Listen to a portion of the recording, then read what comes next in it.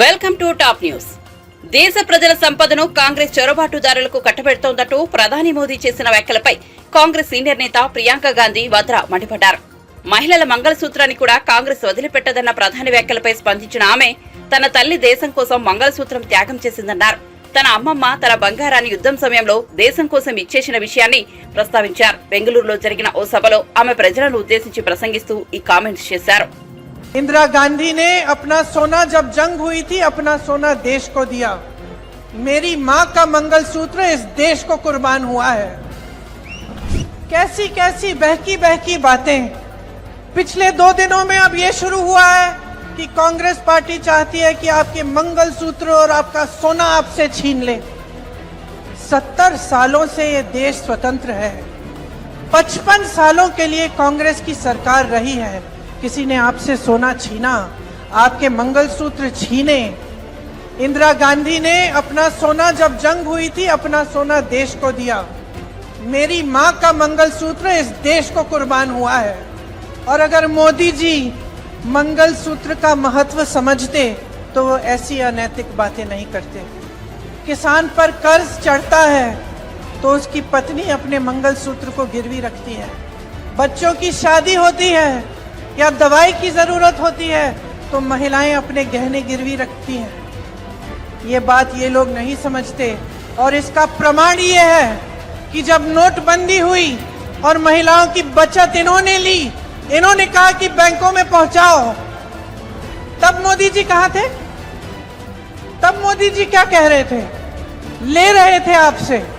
मणिपुर में एक जवान की बीवी को का वस्त्र हरण करके पूरे देश के सामने चलाया. मोदी जी चुप थे, कुछ नहीं बोले. उसके मंगलसूत्र के बारे में नहीं सोचा उन्होंने. जब देश में उन्होंने कहा कि कल से लॉकडाउन हो जाएगा और सारे मजदूर पूरे देश भर से, बेंगलोर से भी, यूपी, बिहार, अलग अलग जगहों में पैदल निकले क्योंकि इन्होंने ट्रेनें बंद कर दी, बस बंद कर दी. तब जब खाना नहीं मिल रहा था शहरों में, जब कोई चारा नहीं था, तो महिलाओं ने अपने गहने, अपनी बचत गिरवी रखी. तब मोदी जी कहाँ थे? किसान आंदोलन हुआ, 600 किसान शहीद हुए. उनकी विधवाओं के मंगलसूत्र के बारे में सोचा मोदी जी ने? पलक नहीं झपकाई उन्होंने. और आज चुनाव के लिए, वोटों के लिए महिलाओं को ऐसी बातें कर रहे हैं, डरा रहे हैं ताकि डर के वो वोट दें. शर्म आनी चाहिए उनको, शर्म आनी चाहिए.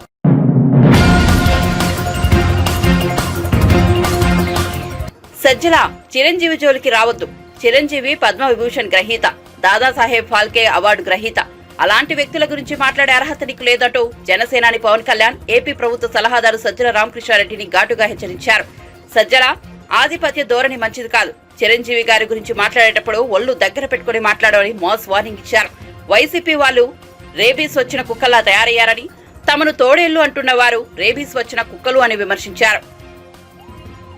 పద్మవిభూషణ్ బిరుదాంకితుడు రజనీకాంత్ గారు కూడా దాదాసాహెబ్ ఫాల్కే అవార్డు గ్రహీత.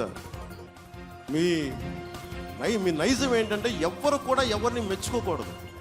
ఉప్పాడలో ఉండే ఒక రైతు మన కూర్చో ఒక మత్స్యకారుడు నా బోటుకి వలలకి రాయితీ ఇవ్వలేదంటే వాళ్ళని బెదిరిస్తాం. దాదాసాహెబ్ ఫాల్కే అవార్డు గ్రహీత పాప ఆయన ఏదో కూర్చొని చంద్రబాబు గారి గురించి మాట్లాడితే ఆయన్ని తిడతాం. పద్మవిభూషణ్ చిరంజీవి గారిని తిడతాం. ఏ ఒళ్ళు కళ్ళు పైకి ఎక్కినాయా మీకు? అంత ఎక్కేసినాయా మీకు? సజ్జల రామకృష్ణారెడ్డి గారు మీకు వాడు చెప్తున్నా, 2-3 సార్లు నేను మాట్లాడితే మీకు ఆధిపత్య అహంకారం అంటే మీరు చాలా బాధపడ్డారు, నొచ్చుకున్నారు. ఆధిపత్యపు అహంకారం అంటే ఇదే సజ్జల రామకృష్ణారెడ్డి గారు. అందరూ మీకే పల్లకీలు మోయరండి. మీరు ఎవరి పల్లకీలు ఎవరు మోయరు. మేమందరం మోసేది ప్రజల్ని. మేము ఎక్కించి మేము బోయిలకి వెళ్తున్నాం. ఇక్కడ మేము మత్స్యకారుల్ని భుజాల మీద ఎక్కించుకుని వారి పల్లకీలు మోయడానికి మేము సిద్ధంగా ఉన్నాం. అణగారిన వర్గాల ప్రజల్ని భుజం మీదకి ఎక్కించుకుని పల్లకీలు మోస్తున్నాం. ఆధిపత్యపు అహంకారం అంటే నోరుకి ఏదొస్తుంది మాట్లాడటం. ఎవరింట్లో ఆడబిడ్డల గురించి నోటికి ఏదొస్తుంది మాట్లాడటం. ఆధిపత్యపు అహంకారం చూపించుకు సజ్జల రామకృష్ణారెడ్డి గారు. నేను మీలాంటి గుండా విధంగా మాట్లాడే వాళ్ళు చాలామంది చూసి వచ్చాను. నేను చాలా తెగించి వచ్చాను రాజకీయాల్లోకి. సో నోరు అదుపులో పెట్టుకొని మాట్లాడండి సజ్జల రామకృష్ణారెడ్డి గారు. ముఖ్యంగా చిరంజీవి గారి గురించి అనేటప్పుడు ఒళ్ళు దగ్గర పెట్టుకున్న మాట. అందరూ కలిసి అంటే ఒకడి మీద వస్తున్నారు, జగన్ మీద. ఎంత బలంగా ఉన్నాడో అని తెలుస్తుంది. ఒక ర్యాబీస్ వచ్చిన ఒక సునకం ఉంటుంది, మనం వెళ్ళిపోయి సింగిల్కి వెళ్ళాం, 5-6 మంది వచ్చారే జాగ్రత్త హోటల్లో నువ్వు ఇట్రా పట్టు, దాన్ని కట్టేసి కూర్చోబెట్టి పక్కన పెడతాం. మీ వైసీపీ ప్రభుత్వం ర్యాబీస్ వచ్చినట్టు ఒక కుక్కలా తయారైంది, ఎవరిని పడితే వాళ్ళని గరిచేస్తుంది. అందుకని మీరు ఏదైనా మాట్లాడితే మీరు మమ్మల్ని హైనాలు, తోడేళ్ళు, నక్కలు అన్నారు కాబట్టి మీరు ర్యాబీస్ వచ్చిన కుక్కలు మీరు.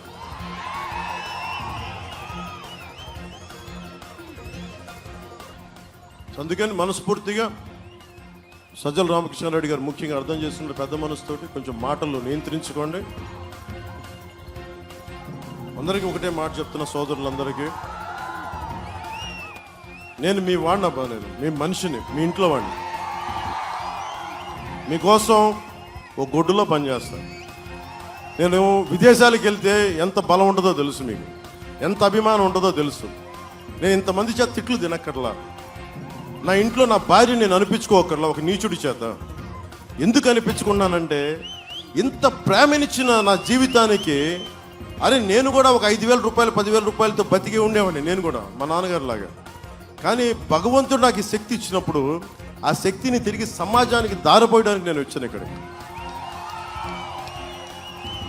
70,000 కుటుంబాలకి టీఏలు డిఏలు, పోలీస్ కుటుంబాలకి టీఏలు డిఏలు సరెండర్ లీవ్స్ డబ్బులు ఇవ్వాలి. 70,000 కుటుంబాలకి ఉసురు తగలకుండా పోద్దా? అందుకని ఇలాంటి ప్రభుత్వం అందరూ పక్కన పెట్టండి, కూటమి ప్రభుత్వాన్ని ఎన్నుకోండి. జనసేనని మన కాకినాడ పార్లమెంటుకి, పిఠాపురం నియోజకవర్గాన్ని రెండింటికి గాజు గ్లాసు గుర్తు, గాజు గ్లాసు మీద గుద్దేయండి, కూటమిని గెలిపించండి. పగిలే కొద్దీ గ్లాసు పొదునే కొద్దీ వైసీపీ ప్రభుత్వాన్ని మొత్తం తెంపేస్తుంది, గాల్లోకి ఎగిరిపోద్ది వైసీపీ ప్రభుత్వం. మనస్ఫూర్తిగా మీ అందరికీ మేడలపైన, మిద్దెలపైన, ఇందాక నుంచి వెనకాల నుంచి నిలబడున్న ప్రతి ఒక్కరికి ధన్యవాదాలు తెలుపుకుంటూ, ముఖ్యంగా ఇక్కడున్న తెలుగుదేశం కార్యకర్తలకి, తెలుగు తమ్ముళ్ళకి, అక్కడ మేడలపైన ఉన్న పెద్దలకి, తెలుగుదేశం నా కార్యకర్తలకి, ఇక్కడున్న మా ఆడపడుచులకి, ఈ కిందున్న మా ఆడపడుచులకి, యువతకి, బుర్రా కృష్ణరాజు గారికి, భారతీయ జనతా పార్టీ అధ్యక్షులు, మేడల పైన ఉన్న మీ అందరికీ, ఇక్కడున్న మా అన్నదమ్ములందరికీ, మత్స్యకార సోదరులందరికీ, చేనేత కార్మిక సోదరులందరికీ, మా ఎస్సీ ఎస్టీ సోదరులందరికీ, మా మైనారిటీ సోదరులందరికీ, ప్రతి ఒక్కరికి ధన్యవాదాలు తెలుపుకుంటూ, కానీ ప్రతి వారాహి సభ, ప్రతి ఉమ్మడి సభ నిజంగా దిగ్విజయంగా చేస్తున్నామంటే ఇక్కడున్న వాలంటీర్స్ పాపం నలిగిపోతారు. మీరు అందరూ మీ అందరికీ ఇన్ని నెలలుగా చేస్తారు. మీ అందరికీ నేను ఉప్పాడ ఈ సభ నుంచి మీ అందరికీ చేతులెత్తి నమస్కరిస్తున్నాను, చేతులెత్తి కృతజ్ఞతలు తెలుపుకుంటాను.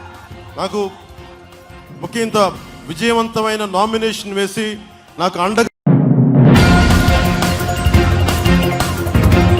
డ్రీమ్స్ మీవి, స్కీమ్స్ మీ బిడ్డ జగన్వి. ప్రతి కుటుంబం, ప్రతి గ్రామం కలలను నెరవేరుస్తూ విప్లవాత్మక పథకాలు, వ్యవస్థలు తీసుకొచ్చాం. 58 నెలల పాలనలో మీ అందరి కలలను నెరవేర్చిన ప్రజాప్రభుత్వాన్ని మరోసారి ఆశీర్వదించి 175 అసెంబ్లీ స్థానాలు, 25 లోక్సభ స్థానాల్లో ఫ్యాన్ గుర్తుపై 2 బటన్లు నొక్కాలని సీఎం వైఎస్ జగన్ పేర్కొన్నారు.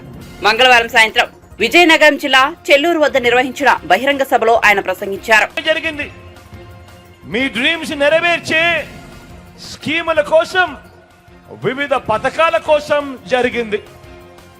ఒక తల్లి కలలు, మీ పిల్లల కలలు, ఒక రైతు కలలు, నా అక్క చెల్లెమ్మల కలలు, నా అవ్వ తాతల కలలు, ఇలా డ్రీమ్స్ మీవి, కలలు మీవి, స్కీమ్స్ నావిగా, పథకాలు వావిగా ఈ 58 నెలల ప్రయాణం జరిగింది. పేదరికం కారణంగా పిల్లల్ని బడికి పంపలేక పని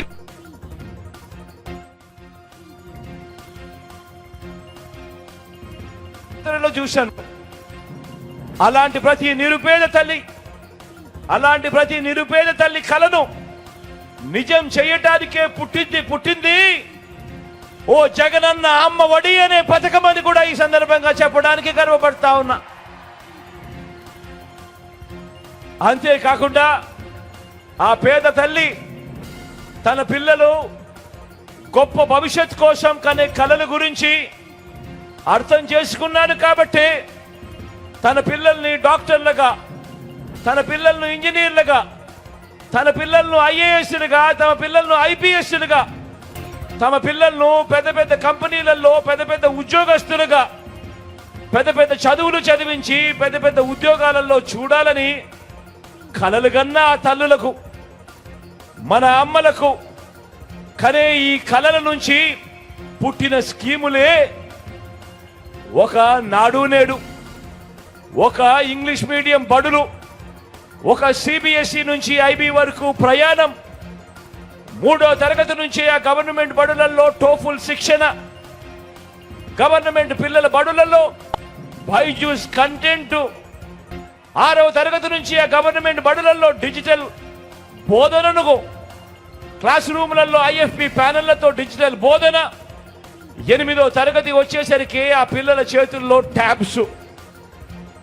పెద్ద చదువుల కోసం ఏ తల్లి ఇబ్బంది పడకుండా, అప్పుడు పాలయ్యే పరిస్థితి రాకుండా ఈరోజు పెద్ద చదువులు చదువుతా ఉన్న పిల్లలు, ఇంజనీర్లు, డాక్టర్లు, డిగ్రీలు వంటి పెద్ద పెద్ద చదువులు చదువుతా ఉన్న పిల్లలు ఏకంగా 93% మందికి ఈరోజు విద్యా దీవెన, వసతి దీవెన, ఒక డిగ్రీలో కరికులంలో మార్పులు తీసుకొస్తూ విదేశీ విశ్వవిద్యాలయాలలో సర్టిఫైడ్ ఆన్లైన్ వర్టికల్స్ ను, ఆ విశ్వ విద్యాలయాలకు సంబంధించిన కోర్సులు మన డిగ్రీలతో అనుసంధానం చేయడం, మన డిగ్రీలలో మ్యాండేటరీ ఇంటర్న్షిప్ తీసుకొని రావడం, ఇవన్నీ కూడా నా అక్క చెల్లెమ్మలు ఆ పిల్లలు కంటున్న ఆ డ్రీమ్స్ నుంచి వచ్చిన మీ జగనన్న స్కీమ్స్ అని కూడా ఈ సందర్భంగా సగర్వంగా తెలియజేస్తా ఉన్నాను. అవునా కాదా అక్క? అవునా కాదా అన్న? చెల్లెమ్మ అవునా కాదా?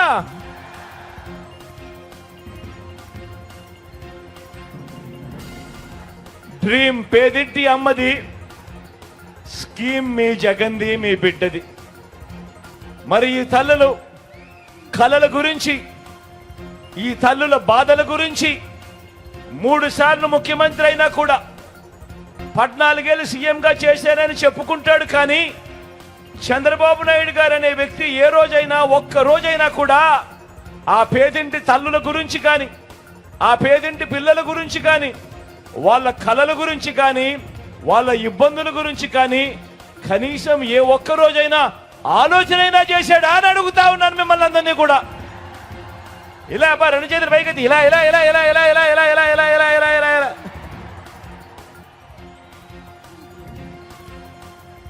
చదివించే తల్లిదండ్రుల ఆ పేద పిల్లల భవిష్యత్తుకు అండగా ఉండాలన్న ఆలోచన 3 సార్లు సీఎంగా చేసిన చంద్రబాబుకు ఎందుకు రాలేదు అని అంటే, ఎందుకు రాలేదు అని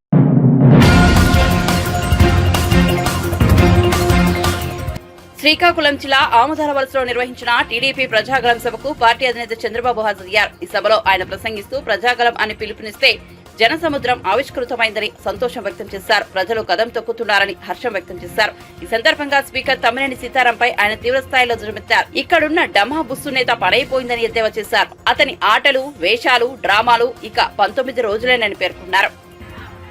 ఇక్కడే కోన రవికుమార్, ఆముదాల వలస బుల్లెట్,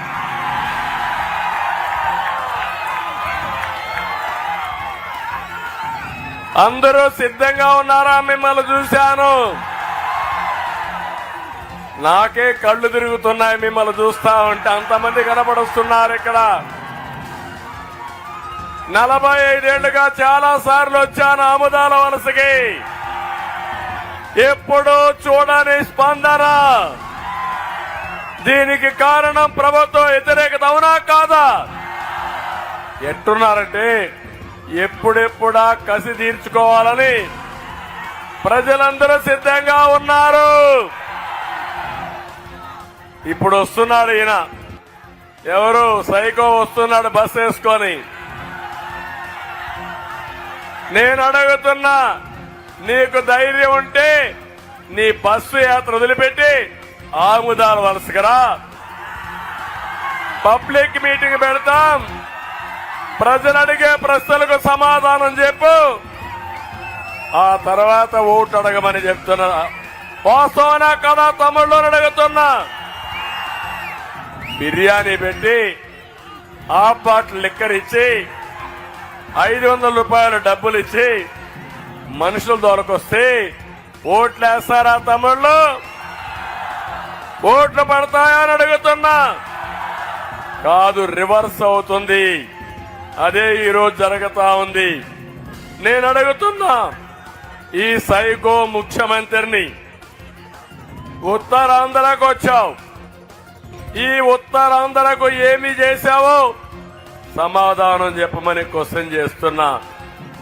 నేను మిమ్మల్ని అందరూ అడిగేది, 1 ఎకరాకు నీళ్లు ఇచ్చాడా తమ్ముడు అని మిమ్మల్ని అడుగుతున్నా. ఏమో మా ఆడబిడ్డలకు మంచినీళ్లు ఇచ్చాడా అని మిమ్మల్ని అడుగుతున్నా. మహేంద్ర తన ఆఫ్ షోర్ ప్రాజెక్ట్ ని నేను 553 కోట్లు ఇస్తే జగన్ 5 ఏళ్లలో 1 రూపాయి కూడా ఇవ్వకుండా ఎక్కడ వేసిన పని అక్కడే ఉండిపోయే పరిస్థితి వచ్చింది. నేను అడుగుతున్నా, నేను గానుంటే వంశధార నాగావళి అనుసంధానం పూర్తయ్యేదా లేదా అని మేము అడుగుతున్నాను. అది పూర్తి చేసుంటే ఆమిదాల వలస బాగుపడేది. నా కళ అది. అది చేయకుండా దుర్మార్గుడు అది కూడా నిలిపేసే పరిస్థితికి వచ్చాడు. నేను ఆ రోజు ఉత్తరాంధ్రకు 2000 కోట్లు ఖర్చు పెట్టాను. జగన్, నువ్వు ఇక్కడికి వస్తున్నావు, ఎంత ఖర్చు పెట్టావని అడుగుతున్నా. నువ్వు పెట్టింది తమ్ముళ్ళు, మా తమ్ముళ్ళు చాలా హుషారుగా ఉన్నారు.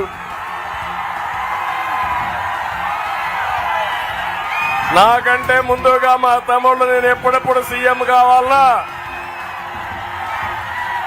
మాకు ఉద్యోగం ఎప్పుడు వస్తుందా అని మా తమ్ముళ్ళు చూస్తున్నారు. తమ్ముళ్ళు, జాబు రావాలంటే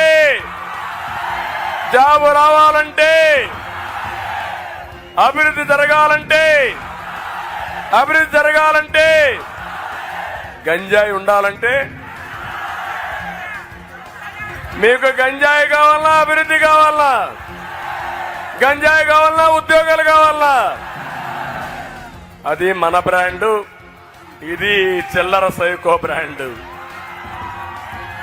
నేను అడుగుతున్నా ఒకటే క్వశ్చన్, ఉత్తరాంధ్రకు పొడిచానన్నావు, ఏదో చేశానన్నావు.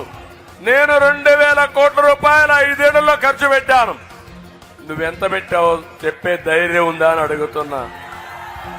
ఒక రోడ్ వేసావా అని అడుగుతున్నా. ఒక పరిశ్రమ వచ్చిందా అని అడుగుతున్నా. ఒక కాలేజీ పెట్టావని అడుగుతున్నా. నువ్వు చేసింది ఏముంది? ఇంకా బటన్ నొక్కతా అని అంటాడు. బటన్ నొక్కడం కాదు, బటన్ నొక్కితే ఎంత ఇచ్చావు, బటన్ నొక్కి ఎంత బొక్కావో సమాధానం చెప్పమని సవాలు విసురుతున్నా. తమిళలో మీరు ఒక విషయం గుర్తుపెట్టుకోవాలి.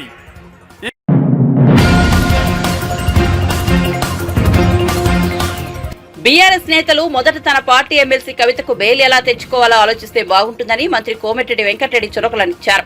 తనతో 20 మంది కాంగ్రెస్ ఎమ్మెల్యేలు టచ్ లో ఉన్నారని కేసీఆర్ చెబుతున్నారని, కానీ తాను పిలిస్తే 25 మంది బీఆర్ఎస్ ఎమ్మెల్యేలు కాంగ్రెస్ పార్టీలోకి వస్తారన్నారు. మంగళవారం ఆయన మీడియాతో మాట్లాడుతూ లోక్సభ ఎన్నికల్లో బీజేపీ 2 లేదా 3 సీట్లు గెలుచుకోవచ్చునని జోస్యం చెప్పారు. మెదక్లో బీఆర్ఎస్ 3వ స్థానంలో నిలుస్తుందన్నారు. BRS 1 seat గెలవలేదన్నారు. 64 మంది ఉన్నాం మేము, 45 వచ్చింది బీఆర్ఎస్ వాళ్ళు. మేము రమ్మంటే మొత్తం 25 మంది ఇప్పుడే వస్తట్టు. వద్దురా బాబు, మాకేమవుతుంది ఇప్పుడు, మీకు ఎట్లా ఓటు రావు, నువ్వు అయినా నువ్వు మీరే మాట్లాడుకోరు, మీకు మాకు అవసరం లేదని చెప్పి మేము చెప్తున్నాం. నేను ఒక్కనే అనుకుంటే 20 మంది ఎమ్మెల్యేలు వస్తారు రేపు పొద్దున. నేను ఒకటే చెప్తున్నా వీళ్ళకు, మీకు క్లియర్గా చెప్తున్నా, కాంగ్రెస్ 10 ఏళ్ళు కాదు 20 ఏళ్ళు కాదు, ఈ భూమి ఆకాశం ఉన్నన్ని రోజులు కాంగ్రెస్ పార్టీ అధికారంలో ఉంటుంది. ఎందుకంటే తెలంగాణ ఇచ్చిన పార్టీ, ఈ పార్టీ కథమైంది. ఎట్లా బెయిల్ తెచ్చుకోవాలో చూసుకోరు. అందరు ఫ్యామిలీ పోయి ఢిల్లీలో కూర్చోరి, వాళ్ళని వీళ్ళని కాళ్ళు వేలు పట్టుకోరి. ఇవాళ అక్కడ బీఆర్ఎస్ ఇప్పుడు బీజేపీ క్యాండిడేట్ ఉన్నారు, టీఆర్ఎస్ క్యాండిడేట్ ఉన్నారు భువనగిరిలో, నల్గొండల. వీళ్ళు సర్పంచ్ పనికొస్తారు. వీళ్ళు బీజేపీ క్యాండిడేట్ ఉన్నాడు, ఒకసారి ఏదో గాలి వచ్చి ఎమ్మెల్యే అయ్యిండు ఉత్తమ్ కుమార్ రెడ్డి మీద. ఆయనకి డిపాజిట్ వస్తుందా? ఇక్కడ ఆయనకి డిపాజిట్ రాదు. ఈయన సర్పంచ్ కూడా గెలవడు. ఇక్కడ నల్గొండ అభ్యర్థి మొన్న ఆయన వాళ్ళ తమ్ముడిగా పోటీ చేసిన ఆయన ఎన్ని ఓట్లు వచ్చినాయి? నాకు వచ్చినంత మెజార్టీ అన్ని ఓట్లు కూడా రాలే. ఈయనంట ఈయన ఎంపీగా అవుతారంట. వాళ్ళ ఊళ్ళో పోయి సర్పంచ్ అయితే తెలుస్తుంది. బీజేపీ ఎప్పుడైతే మోడీ నిన్న మాట్లాడిన మాటలు, చేసిన మోసాలు 10 ఏళ్ళల్లో 2 కోట్ల ఉద్యోగాలు పోయినాయి, 10 లక్షల అకౌంట్ అని చెప్పి ఇవ్వాలా హిందువులను రెచ్చగొడుతున్నాం. కూటమి గెలిస్తే హిందువుల ఆస్తులు తీసుకొని ముస్లింలకు పంచిపెడతారని అంత పచ్చి అబద్ధంతో ఇవాళ హిందువులలో కూడా మోడీ మీద వ్యతిరేకత మొదలైంది. ఎంత ఓట్ల కోసం ఉన్నా సరే ఇట్లా జాతుల మధ్య మత ఘర్షణలు ఇచ్చే విధంగా ఈ విధంగా మాట్లాడడం తప్పని చెప్పి ప్రజలే అనుకుంటున్నారు. పార్టీ రేపైన బస్సు యాత్రని కట్టెపట్టుకొని వెళ్ళిన ఒక ముసలాయన నల్గొండ జిల్లాని నాశనం చేసి కృష్ణా నీళ్ళన్న జగన్మోహన్ రెడ్డికి అప్పచెప్పి మీరిద్దరు లాలూచిపడి రాయలసీమ లిఫ్ట్ ఇరిగేషన్ కానీ, ముచ్చుమర్రి లిఫ్ట్ ఇరిగేషన్ కానీ, పోతిరెడ్డిపాడు 80,000 క్యూసెక్స్కు తీసుకుపో, నేను తేల్పాండు గోదావరి నీళ్ళు తీసుకొచ్చి సాగర్ నింపుతా అని చెప్పి నీ తెలివి లేని పనికి ఇవాళ మొత్తం నాశనం అయిపోయింది.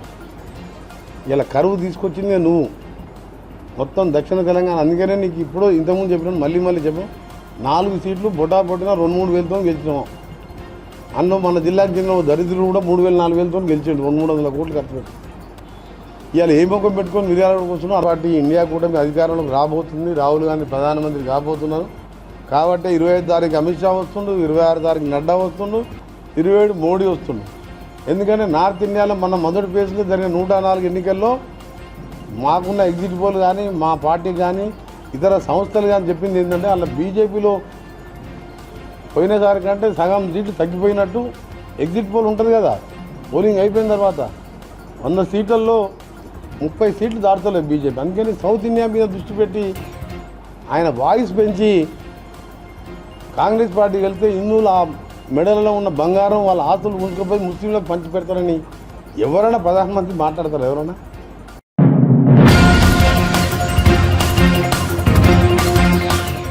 ఐదేళ్లలో ఒక్క జాబ్ క్యాలెండర్ కూడా ఇవ్వలేని జగన్ మళ్లీ ప్రజల్ని మోసం చేయడానికి సిద్ధమంటున్నారని ఏపీపీసీసీ అధ్యక్షులు వైఎస్ షర్మిల ఎద్దేవా చేశారు. ప్రజల అవసరాలు పట్టించుకొని వైఎస్ఆర్సీపీ ఎమ్మెల్యేలకు జనం ఎందుకు ఓట్లు వేయాలని ప్రశ్నించారు. బాపట్ల జిల్లా కర్లపాలెంలో జరిగిన బహిరంగ సభలో ఆమె ప్రసంగించారు.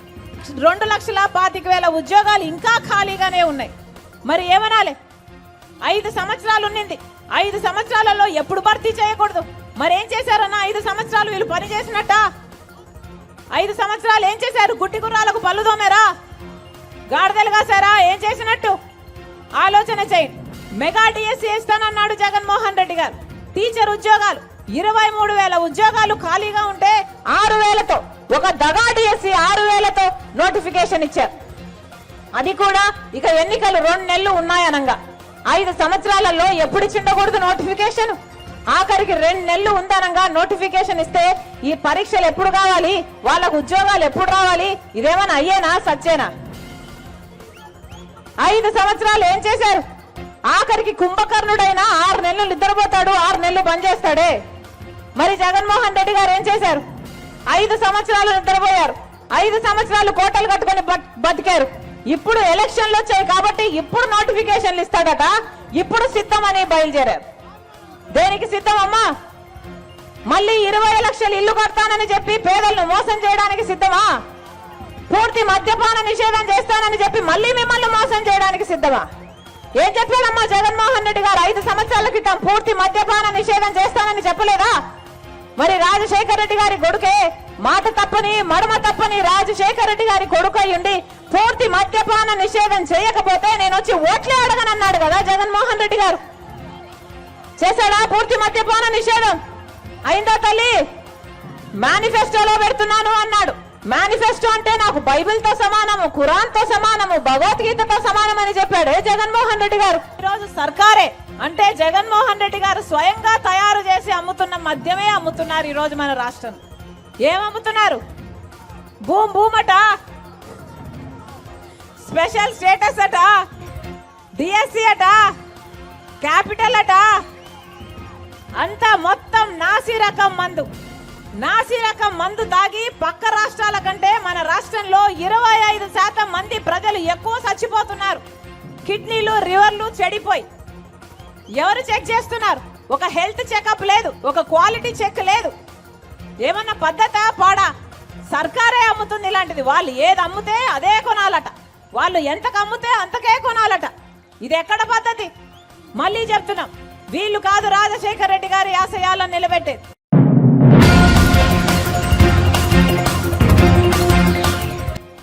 రాష్ట్రంలో మహిళలకు జరుగుతున్న అన్యాయంతో పోల్చితే బొటనవేలు కోసుకున్న బాధ పెద్దది కాదని బాధితురాలు లక్ష్మి ఆవేదన వ్యక్తం చేశారు.